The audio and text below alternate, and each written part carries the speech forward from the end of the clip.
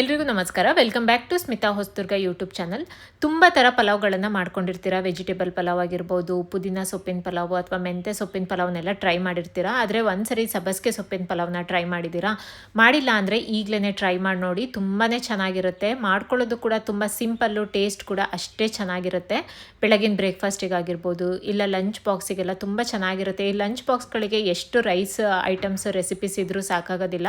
ಈ ರೀತಿ ಒಂದ್ಸರಿ ಸಬ್ಬಸಿಗೆ ಸೊಪ್ಪಿನ ಪಲಾವ್ನ ಟ್ರೈ ಮಾಡಿ ನೋಡಿ, ತುಂಬಾ ಇಷ್ಟ ಆಗುತ್ತೆ. ಸೊ ಇವಾಗ ಲೇಟ್ ಮಾಡೋದು ಬೇಡ, ವಿಡಿಯೋನ ಸ್ಟಾರ್ಟ್ ಮಾಡೋಣ. ಸೊ ಸಬ್ಬಸಿಗೆ ಸೊಪ್ಪಿನ ಪಲಾವ್ ಮಾಡ್ಕೊಳ್ಳೋಕ್ಕೆ ಮೊದಲಿಗೆ ಮಿಕ್ಸಿ ಜಾರಿಗೆ 2 ಚಮಚ ತೆಂಗಿನ ತುರಿನ ಹಾಕ್ಕೊಳ್ತಾ ಇದ್ದೀನಿ. ಚಿಕ್ಕದಾಗಿ ಒಂದು ಮಸಾಲ ರೆಡಿ ಮಾಡ್ಕೊಳ್ಳೋಣ. ಹಾಗೆ ಒಂದು 6 ಹಸಿಮೆಣಸಿನ್ಕಾಯಿನ ಹಾಕ್ಕೊಳ್ತಾ ಇದ್ದೀನಿ. ಇದು ಹಸಿಮೆಣಸಿನ್ಕಾಯಿ ಅಷ್ಟು ಖಾರ ಇಲ್ಲ, ಹಾಗಾಗಿ ನಾನು ಒಂದು 6 ತೊಗೊಂಡಿದ್ದೀನಿ. ನಿಮಗೆ ಖಾರ ಎಷ್ಟು ಬೇಕೋ ನೋಡಿಬಿಟ್ಟು ಹಾಕ್ಕೊಳ್ಳಿ. ಹಾಗೆ ಒಂದು ಅರ್ಧ ಗಡ್ಡೆ ಅಷ್ಟು ಬೆಳ್ಳುಳ್ಳಿನ ಸಿಪ್ಪೆ ತೊಗೊಂಡ್ಬಿಟ್ಟು ಹಾಕ್ಕೊಂಡಿದ್ದೀನಿ, ಹೈಬ್ರಿಡ್ ಆಗಿರೋದ್ರಿಂದ. ಮತ್ತು ಒಂದು ಸ್ವಲ್ಪ ಶುಂಠಿನ ಹಾಕ್ಕೊಳ್ತಾ ಇದ್ದೀನಿ. ಹಾಗೆ ಒಂಚೂರು ಸಬ್ಬಸಿಗೆ ಸೊಪ್ಪು ಮತ್ತು ಒಂಚೂರು ಕೊತ್ತಂಬರಿ ಸೊಪ್ಪನ್ನ ಹಾಕ್ಕೊಳ್ತಾ ಇದ್ದೀನಿ.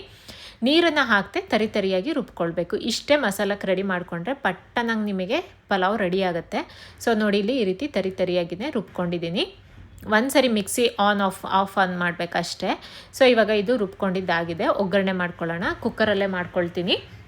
ಒಂದು ಕುಕ್ಕರಿಗೆ 2 ಚಮಚ ಎಣ್ಣೆ ಹಾಕ್ಕೊಳ್ತಾ ಇದ್ದೀನಿ. ಹಾಗೆ 2 ಚಮಚ ತುಪ್ಪನ ಹಾಕ್ಕೊಳ್ತೀನಿ. ಸ್ವಲ್ಪ ಎಣ್ಣೆ ಅಥವಾ ತುಪ್ಪನ ಜಾಸ್ತಿ ಹಾಕ್ಕೊಳ್ಬೇಕು, ಯಾಕಂದರೆ ರೈಸ್ ಐಟಮ್ಸಿಗೆ ನೀವು ಎಷ್ಟೇ ಹಾಕಿದ್ರೂ ಅದು ಎಣ್ಣೆ ಹೀರ್ಕೊಳ್ಳುತ್ತೆ.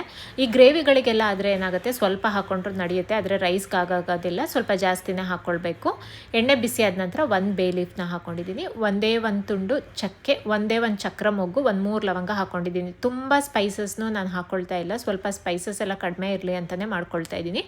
ಈ ಸ್ಪೈಸಸ್ದು ಫ್ಲೇವರ್ ಬಿಟ್ಕೊಳ್ಳೋವರೆಗೂ ಒಂದು 30 ಸೆಕೆಂಡ್ ಫ್ರೈ ಮಾಡ್ಕೊಳ್ಬೇಕು. ನಂತರ ಒಂದು ಕಟ್ ಮಾಡಿರೋ ಈರುಳ್ಳಿನ ಹಾಕ್ಕೊಂಡಿದ್ದೀನಿ. ಒಂದು ದೊಡ್ಡ ಸೈಜ್ ಈರುಳ್ಳಿನ ತೊಗೊಂಡಿದ್ದೀನಿ. ಚಿಕ್ಕದಾದರೆ 2 ಹಾಕ್ಕೊಳ್ಬೇಕು. ಈರುಳ್ಳಿ ಲೈಟ್ ಗೋಲ್ಡನ್ ಬ್ರೌನ್ ಕಲರ್ ಆಗೋವರೆಗೂ ಫ್ರೈ ಮಾಡ್ಕೊಳ್ಳೋಣ.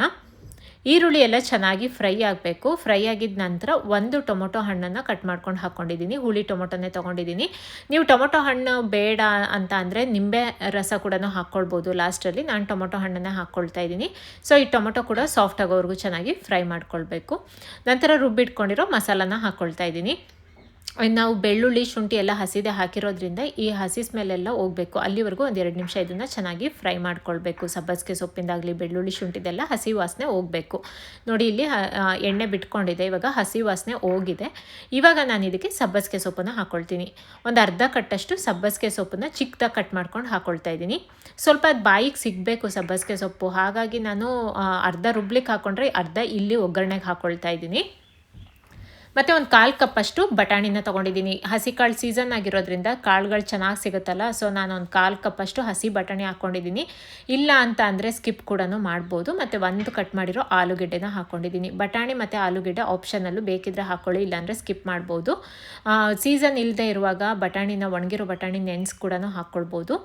ಇವಾಗ ಇದಕ್ಕೆ ರುಚಿಗೆ ಉಪ್ಪನ್ನ ಹಾಕ್ಕೊಳ್ತಾ ಇದ್ದೀನಿ. ಒಂದು 1/4 ಚಮಚ ಅರಿಶಿನದ ಪುಡಿನ ಹಾಕ್ಕೊಳ್ತಾ ಇದ್ದೀನಿ. ಮತ್ತು ಒಂದು ಅರ್ಧ ಚಮಚ ಧನಿಯಾ ಪುಡಿನ ಹಾಕ್ಕೊಳ್ತಾ ಇದ್ದೀನಿ ಅಷ್ಟೇ. ಇನ್ಯಾವುದೇ ರೀತಿ ಮಸಾಲನ ಆ್ಯಡ್ ಮಾಡ್ತಾ ಇಲ್ಲ ನಾನು. ಯಾವುದು ಆರ್ಟಿಫಿಷಿಯಲ್ ಮಸಾಲಗಳನ್ನು ಕೂಡ ಆ್ಯಡ್ ಮಾಡ್ತಾ ಇಲ್ಲ. ಇಷ್ಟಷ್ಟೇ ಸಾಕು. ಲೈಟಾಗಿ ಚೆನ್ನಾಗಿರುತ್ತೆ ಈ ರೀತಿ ಮಾಡಿಕೊಂಡ್ರೆ.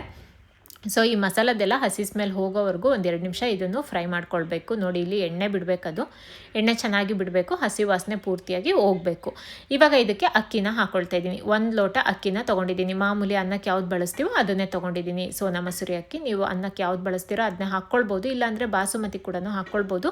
ಆದರೆ ಬಾಸುಮತಿ ಹಾಕ್ಕೊಂಡ್ರೆ ಜಾಸ್ತಿ ತಿನ್ನೋದಕ್ಕೆ ಅನಿಸಲ್ಲ, ಮುಖ ತಿಕ್ಕದಂಗೆ ಆಗುತ್ತೆ. ಸೊ ನಾನು ಅನ್ನಕ್ಕೆ ಬಳಸ್ತೀವಲ್ಲ ಆ ಅಕ್ಕಿನ ಹಾಕ್ಕೊಳ್ತಾ ಇದ್ದೀನಿ.